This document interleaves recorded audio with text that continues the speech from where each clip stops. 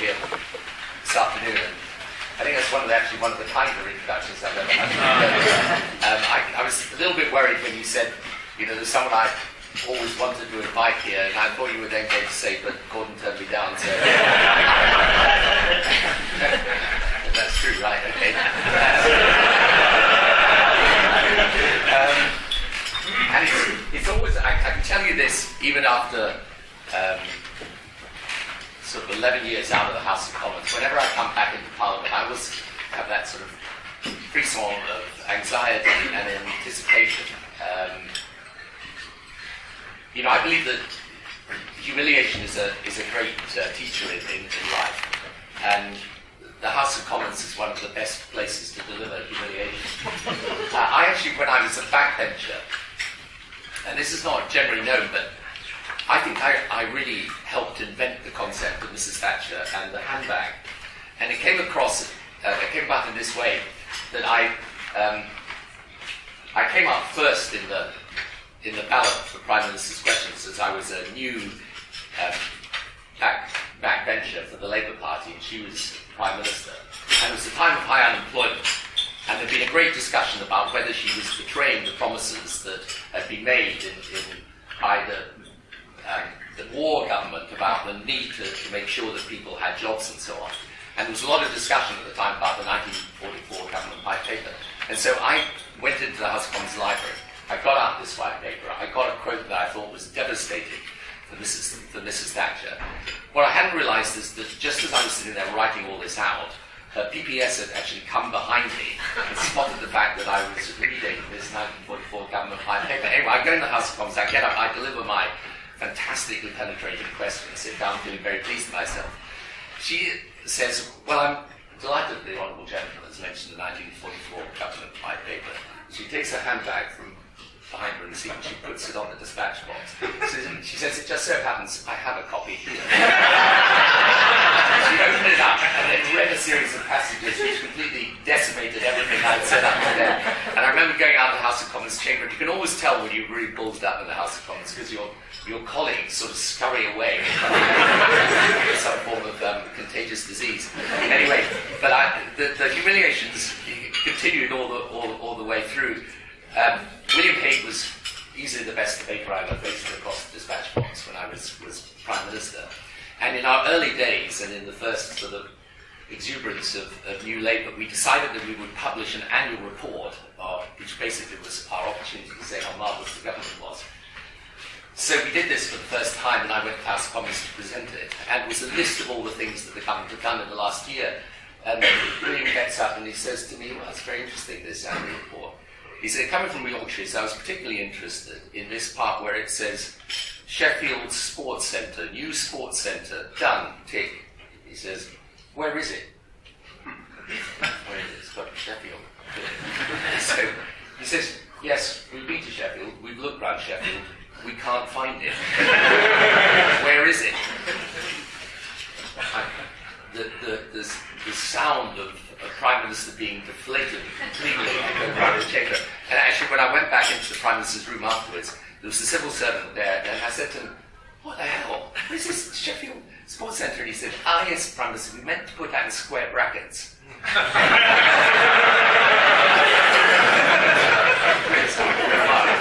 So, I used to learn, obviously I learned a lot in the House of Commons, but also I can't ever come back to anything to do with the press gallery and the lobby without remembering the interactions, and I see people I knew even when I first came into Parliament. And one of your greatest people, I think, you probably you may not have coincided with, Kate, was Chris Moncrief. Many people here remember. So Chris was the guy, when I first came into the House of Commons, he was the PA representative. At that time, this was the way you got your message out. You basically phoned Chris, and you could phone him at any point of the day and night, by the way. He was always very, very cheerful, and would take down your press release. Anyway, I decided, I was a backbencher, I did a debate on furniture trading standards, regulations, late at night in the House. I thought I had a great story. I phoned up Chris Moncrief, and I say to him, the government's really got to think again about these regulations and so on. He says, oh, yeah, he says, that sounds really exciting. He says, yeah. Can I say that you're outraged outraged about it. And I said, well, no, because I've been embarrassed. I'm displeased. Well, yeah, they said, I'll tell you what, he said, why don't we say, Tony Blair, New Labour MP, boiling with anger. I said, well, it's more kind of simmering with irritation. I said, well, what about visibly shaking? Aren't you visibly shaking? I said, a little stirred by it, but leave it to me. Anyway, next day was sort of, government must think again, thundered Blair. Clearly distraught Labour MP. Yeah, you guys told me a lot.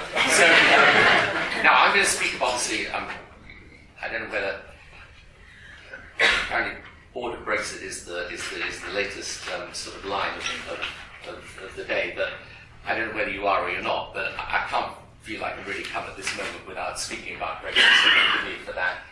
And I'm also going to speak about the importance of Parliament at this time, and I'm aware that there may be some people who think that given when I was Prime Minister we always had a very large majority, speaking about the need to put Parliament in the driving seat would seem rather hypocritical given given the record of my government. I actually remember when I first got into Number 10, and there was a lot of debate about whether I would have proper cabinet government or not, and you would know all the criticism used to be of sofa government and so on. I actually got a letter from someone who sent me a description of what the Duke of Wellington found when he became Prime Minister. The Duke of Wellington had been, obviously, Commander-in-Chief, had been in general for many, many years. So he becomes Prime Minister, and he used to keep a diary, and his first entry in the diary his first day as Prime Minister read, had first cabinet meeting, very rum affair, gave them their orders, and damn me if they didn't sit around discussing them. Today, I think this is probably what happens in the cabinet on a very regular basis. But anyway, Parliament is now in a pole position. It's true that constitutionally, government alone can propose legislation, whether on Brexit or anything else. But the reality is that for the first time in my political memory, Parliament is operating like a shadow government. It has taken effective charge of the process surrounding Brexit through the Green Amendment, ensuring that all options can be voted upon. It has asserted itself with a vigour and clarity of purpose, frankly missing from the actual government. It is articulating the different outcomes with the blatant disregard for the government mantra that it's this deal or no deal. I am heartily thankful that Parliament is doing so. There is as much leadership on the backbenches as on the front. At a moment of supreme importance for the nation, with so much at stake and such bitter divisions of the population, they're doing what I always hoped they would do, behave like leaders, recognising that at this time, party whips can't matter more than genuine appreciation of where the national interest lies. This is not politicians bickering. It's parliamentary democracy operating as parliamentary democracy ought when the leadership from government is uncertain and the perils of a wrong decision so manifest. The prevarication over the backstop simply reinforces the impression of a government at bay and in disarray, unable to take a position and stick to it, which is the essential prerequisite for any government to go over. We are where we are for two reasons. First, the entire conduct of the Brexit negotiation has been marred by a strategic error. The Prime Minister avowed it again on Tuesday.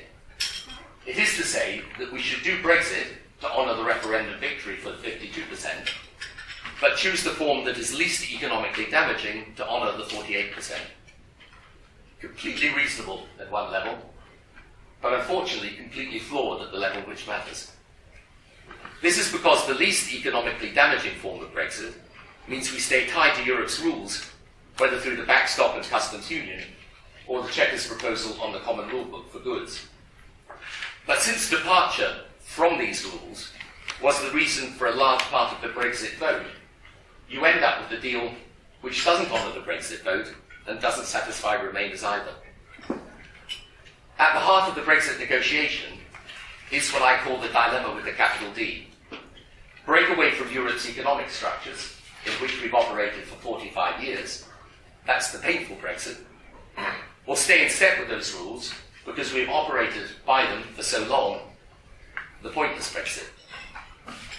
Theresa May's negotiating strategy was based on trying to have a Brexit both paying less and point full, i.e. we could have frictionless access to the European market, but with the right to diverge from its rules. As was obvious to anyone studying the detail of the customs union single market, this was never going to work. We can, by the way, have any number of options: Norway, Switzerland, Canada, or an amalgam. But in all cases, to the degree we want to be part of the economic structures of Europe of a frictionless trade, we will have to keep to the rules. As I've discovered every time I address groups of people on Brexit, on one thing, the nation is united. Do Brexit or don't, but no half in and half out. This is a sentiment which unites many leavers and remainers. It is a belief that Britain should determine its path of the future with confidence, one way or another, but not remain lost in nervous indecision. This time, there is no acceptable third way. As a result, the attempt to frighten people by the threat of no deal won't wash, and the deliberate ambiguity around the language of the future relationship, in an effort to keep Brexit cabinet members on board, is itself an additional reason for voting against the May deal. Because whereas we, Britain, are bolted down in the withdrawal agreement, the future is so vaguely expressed that it leaves us at the mercy of European politics. What should have happened is that the Prime Minister at the beginning of the negotiation should have set out the options clearly, educated us as to their pros and cons, expressed a final view at the end of the negotiation as to which he preferred, put it to Parliament in a free vote, and explicitly said that if a majority of MPs can't be found for any option for Brexit, then we have to go back to the people. Instead, as time has gone on, the sense of grit necessary for government credibility has eroded, and the foot soldiers have eventually concluded that mutiny is a wiser course than following the officer class into the abyss. I said there was a second reason why Parliament had come to the fore. Both main parties now have deep fissures of ideology running through them. Many Labour MPs think their leadership is in the wrong place, not only on Brexit, but across the policy spectrum. Many Tory MPs think that their leadership is incapable of finding the right place, and the leadership of the wings may take them to the wrong place. The consequence is that they're both much less likely to follow the leadership, and much more likely to cooperate with each other. And as this cooperation has grown, so has the sense of free spirits. For Brexit, it means there is a cohesion and willingness on the part of MPs to provide the ordered set of choices which the government is unable to grasp. So where it ends is anyone's guess. And as I've just discovered round our table, there are many different views as to what we should do.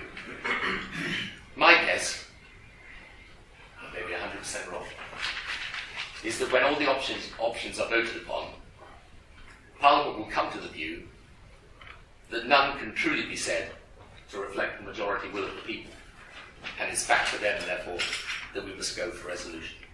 Thank you.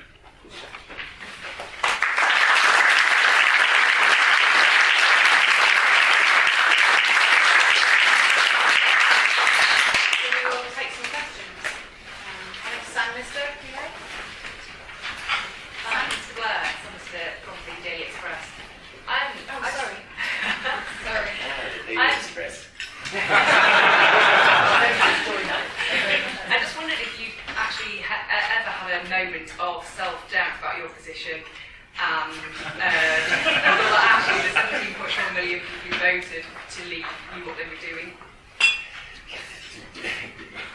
What would you really think if I said, no, I've never felt a moment of self-doubt? Of course, of course, it's a very, very difficult decision, this. But here's the basic problem, which I think, as people reflect upon this more, they will realise, and that is that the Brexit deal that's on offer right now, it doesn't do what the people who voted for Brexit really wanted, or at least what a substantial number of them really wanted as their reason for voting for Brexit. And you've now got more than one Brexit option on offer. So the question is, how do you decide which one? And the obvious way is to decide it through Parliament. But if Parliament's blocked, that's the reason for going back to the people. It's not to disrespect the 17 million odd people that voted for Brexit. It's to realise that after 30 months of negotiation, and when it's not clear what option people really have voted for finally, then it's right that we take a final decision with the British people. And, you know, so, yes, of course, I mean, this is a huge thing to go back and have another vote. But when I look at all the other options, they're worse in my view. And, you know, one of the things that I think is most dangerous about this deal, which is why I do believe it will be rejected, is that the deal's really being sold on the basis it ends the argument. You know, this is what you hear from business people the whole time. They will say to you, look, a deal's a deal, it's a deal, let's get it off the table, let's go and do it. This doesn't resolve anything.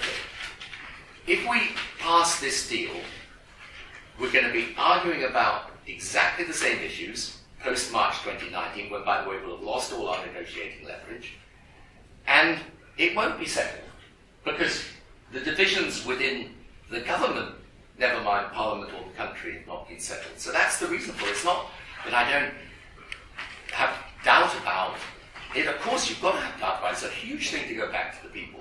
But when I look at this, I think there's only one way of resolving it finally, and that is to put a clear choice before the British people, and they're going to have to decide what they want to do. Michael Sackler. As a committed unionist, how worried are you that any Brexit will boost the cause of Scottish independence and boost the Britain? I've always been really worried about Brexit in the context of the UK, both for Northern Ireland, which I would like to see stay part of the UK, and for Scotland. I don't think necessarily in the short term, but I think in the longer term, if we pull out of Europe, you know, it is a further additional argument for those who make the case for Scottish independence. I don't agree with that case, but, you know, where there is a strong majority in Scotland for being part of Europe, and particularly amongst younger people, as time goes on, I think it's a risk. As indeed it's a risk in Northern Ireland. And, you know, the reason John Major and I actually went to Northern Ireland in the course of the referendum campaign and said this is going to be a big issue is because it's clear that it will be. If you separate out north and south of Ireland and put them in different relationships to Europe, over time it's bound to be a problem. And yes, so I'm a passionate unionist actually, but I think for sure Brexit makes it more difficult. Oliver, do you think there is any risk of public disorder either during or after Brexit? So here's what I think, because I think this debate is going to evolve. If we do this deal, I think a lot of people who voted leave will feel a sense of betrayal. And how do we know that? Because they're saying it. And therefore, at a certain point, and this is why you do have this curious coming together of people who want, if you like, a true Brexit and people who want to remain, I think the single most important thing is to take a clear decision about the country's future. Now, I know people will say, well, the last referendum did so, but I think 30 months of negotiation have educated us that it has not been that simple. So, I think it depends on the context and the circumstances in which the further vote takes place. If it takes place after Parliament is blocked, I think the country would far more understanding of the fact that there's got to be clarity of decision. And that, frankly, is the only set of circumstances in which a referendum vote would get through. I also think, you know, if you say to people, look, we've had 30 months of negotiation, you know, our knowledge of this issue is vastly enlarged. I mean, I don't know about any of you members of Parliament here, if I was Prime Minister for 10 years, I know more about the Single Market and Customs Union now than I knew when I was Prime Minister. It was never an issue. So I don't think I think people will be more understanding of this than people think. And I also think, it's a curious thing to go and riot on the street because you're being asked for your opinion.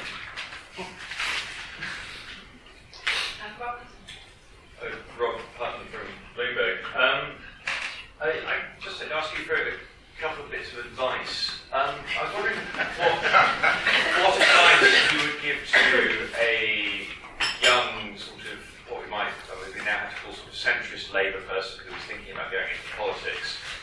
Is there any opening for them in the modern Labour Party? And as somebody who wrote a good set of political memoirs, I was wondering if you would have any advice for a Prime Minister struggling to finish his. On the latter, no. On the former, yes. I mean, I think there is still a place for the centre-left, modern progressive voice in today's Labour Party. But, it's tough. I mean, there's no point in us kidding ourselves. There are big divisions in both political parties. And by the way, I see this mirrored around the world. I think there are new political coalitions emerging that are different from the coalitions of support I grew up with. So, for example, when I was growing up, and as you probably know, my father was a conservative. Indeed, shortly before he had his stroke, he was just about to become a Conservative candidate for a Conservative seat, and he probably would have come into Parliament in the 64 elections, a Conservative MP. But my dad was a classic example of the Conservative at the time, right? They were Conservative economically, and they were Conservative socially. So I think there are new coalitions today. I think there are people who are more, pro-business, pro-enterprise, but socially liberal today. I think there is a group of people on the right who believe that the national identity of the country is at risk. This is one of the forces behind Brexit. And there are people who used to traditionally vote left who will join them in that, particularly around issues like immigration. And then I think you have a group of people on the left who can also be anti-globalization, somewhat isolationist, but believe in a large state. So you've got three different political coalitions today in politics. Now, if someone wants to join the Labour Party today, I think the Labour Party is, it's an unresolved question about whether it can return to a more centre-left, what I would say more modern progressive position. I don't know the answer to that, but I certainly wouldn't discourage a young person from joining. And that's Annie from Good Morning Britain. Some people consider that net migration got out of control when the Prime Minister. Because immigration is such a huge factor for some people in voting to leave the EU, do you take any responsibility for the actual outcome of the vote? Yeah. So one of the things I've really learned since leaving office is that if you're not careful, all the people who are opposed to you rewrite the record of your government. So on parts of the left, my government has its history rewritten as a sort of neoliberal, neo-Thatcherite continuation of the policies of the 80s, which obviously I would say is very unfair and incorrect. And then on the right, people say, we were kind of open borders Labour government. I mean, on immigration more generally, some of my earliest bits of heavily contested legislation were around asylum and immigration.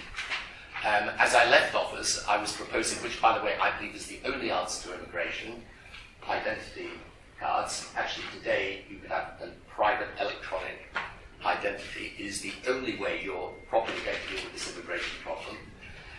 I think what people refer to is the failure to put in place the transitional standards of 2004 when these other European countries joined. I mean, all I would say about that is, yes, it's true the predictions that we were given on the figures turned out to be completely wrong. But, as I always say to people, I'm very happy to take responsibility for the decisions I take in office. But if I'd still been in office post-financial crisis and I thought there was a big problem, I would have been operating on it and working on it. And one of the things I think is really important to realise about freedom of movement within Europe is that successive governments, British governments, over a long period of time, for reasons which are perfectly understandable, prioritise the economy. But there are a host of things you can do to restrict freedom of movement in Europe, actually more now as a result of legislation passed in Europe recently. And, you know, I think the country today also has a clearer idea of who these people coming from Europe really are. And when you break down the numbers, you know, we need the people who work in the health service. We need the highly skilled. We actually need the seasonal low pay, and we need the students. And one of the really bizarre things that's happened in the last year, as you probably all know, is that figures from Europe on immigration have gone down, and the figures from outside Europe have gone up. So I personally think immigration is probably the single biggest driver of the Brexit vote. And I think there are a whole set of things that you can do that answer people's concerns on it without the drastic step of leaving the European Union. Matt. Hi, I'm Matt Lincoln from The Sun. Over the last year, we've heard a lot about the bullying and sexual harassment culture in this place. What's personal experience, or what did you witness any bullying or harassment in your time in Parliament or in Number 10? And why did we do more to help? No, I never saw any misbehaviour by anyone. They were all pretty angelic bunch.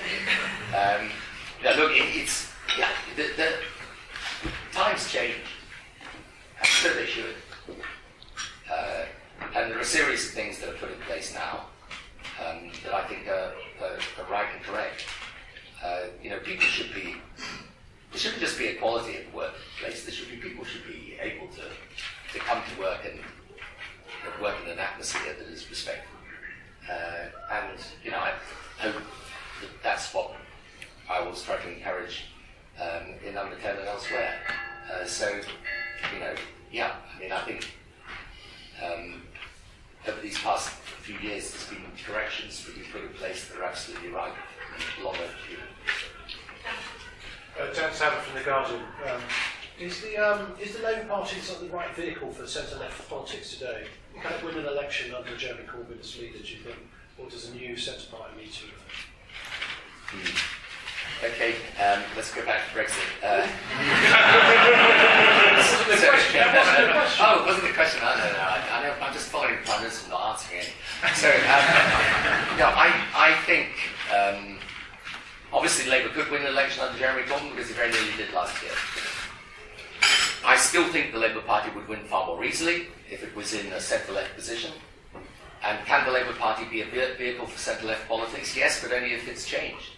And if frankly, the predominant thinking of the Labour Party moves closer back to the centre. Now, I actually believe if the Labour Party was in a centre-left position today, it would be way ahead in the polls.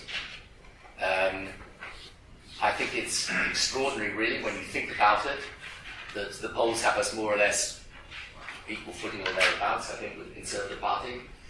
And look, in the end, you know, when we governed as a Labour Party, there is a reason why we were the first Labour government with more than one full term, actually. And we won 3, and we governed for twice as long as the previous Labour governments before us, and that was because we were in the centre ground.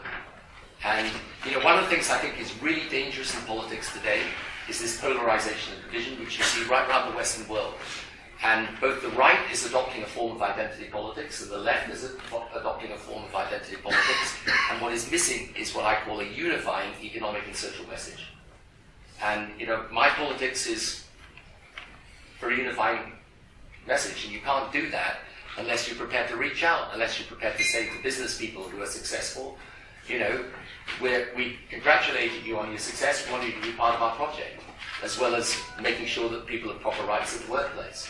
You know, the reason I feel that you cannot change Brexit without addressing the underlying grievances is because I don't think people who raise questions about immigration are fools or racists. I think there are serious questions that have to be answered. So my politics has never changed. I believe that you build as big a coalition as possible because it sustains you in government and allows you to change, what we managed to do because we were able to come to 3 terms is we changed a lot of the way that people thought about critical social issues. We couldn't have done that unless we were in that centre-left position. And the risk is, and in a curious way as well, you achieve more if you're in that centre position. You can do more radical things. I mean, we, did the largest expansion of health and education expenditure that I think any government since the war had done. And we did it, by the way, in my time, even borrowing lower than the levels of the previous Conservative government. I think it would be much harder for us to have done something as radical as that, or the minimum wage, which people have been campaigning for 100 years. Much more difficult for us to do that if we weren't overtly going out and saying, look, we want to reach out, we want to build a broad coalition, we want business to support us as well as trade unions. I think it would be much harder for us to do all that. So yes, I still think the centre ground is the right place to win. I don't believe, by the way, it's gone out of fashion with the British people. I think it's just gone out of fashion with the British political parties. And at some point, it will come back into fashion. I'm afraid we are down to our last question, and the name on my list is Karen. Can I ask you a strategy question as somebody who's held both of the positions I've heard you refer to? In the Prime Minister's position, if you were she and facing a massive rout, a big loss in Tuesday's vote, would you pull that vote before it goes before MP? And then the other side of it, to Jeremy Corbyn, if you were Labour leader now in opposition, would you say that it's inevitable you have to call a vote of confidence in a government that's lost a big vote like that? Because at the moment, the word from Labour is, oh, well, that only unites the Tories. But would you not feel duty-bound to call that vote of confidence? I think just to deal with that latter point, it's hard if the government is defeated on a major plank of their entire existence as a government. It's hard not to call it a confidence motion, but I understand reluctance, especially now that DUP has set effective they'll pack it in certain things. So I don't, it's just if you don't call it, people sort of ask why. I mean, you guys will presumably be asking why you're not doing it. So, but I don't think it will succeed, incidentally. As for whether Theresa May calls the vote or not, I think if I was her, I would just understand you're going to have to. This is a situation where you're going to have to work out whether it's possible for any option to command a majority. I mean, I don't personally think it's very sensible just to plunge along and be defeated very heavily, because what does that tell you? And I think this comes back to what I think is the central dilemma for all of the members of Parliament in this, is that, this is a situation where Parliament is in command in a way, and you're going to have to talk amongst yourselves, as it were, as to whether it's possible for any deal to achieve a majority. But there isn't a majority for her deal. I don't think there's a majority for a hard Brexit, but others may think I'm wrong about that. I hear talk of Norway. Norway's not going to work. Norway's going to be subject to even a greater degree of attack from people who voted Brexit and then say, what, we're going to now be Norway. I think, I remember the words of a Norwegian conservative politician who said, if you want to run the EU, stay in the EU. If you want to be run by the EU, come and join us in the EEA. I don't think this is going to work. So it's not that. So I think MPs are going to have to go through this process of iteration, because the Norway option, for example, comes from a very good place. People say, "Oh, we've got to find a way through." But here's the fundamental question, and it's the thing that I think, as I've said before, when you exclude the impossible, what remains, however improbable, is the answer, as Sherlock Holmes more or less once said. And the point is this: if you can't agree as members of Parliament the form of Brexit that meets the desire of Brexit people to break free, and the insistence of large numbers of MPs, rightly and sincerely, that you don't want to do economic damage, if you can't find a way that squares that circle, and Theresa May, okay, I don't think this negotiation's been handled well, but let's be clear, the reason she's in this difficulty is because she tried to square the circle that won't be squared. So my sense is that you guys, when you talk about this, and you know, one of the good things is people are cooperating and talking across party lines. That's very sensible. You know, you've got the destiny of the nation in your hands. You can decide the future of the country. But I think when you have these discussions, you'll keep going back to options and saying, well, I'm not clear, A, whether it's a good idea, or B, whether the British people really mandated it. I think it's very hard to look at that Brexit vote and say they mandated Norway. Right? I think it's hard to say, though easier to say, that for sure they mandated Canada. But one thing that is absolutely clear in my view is they didn't mandate a half in, half out, where it's not clear what you're doing and you're carrying on the argument forever and a day through the transition period, through an extended transition period and afterwards.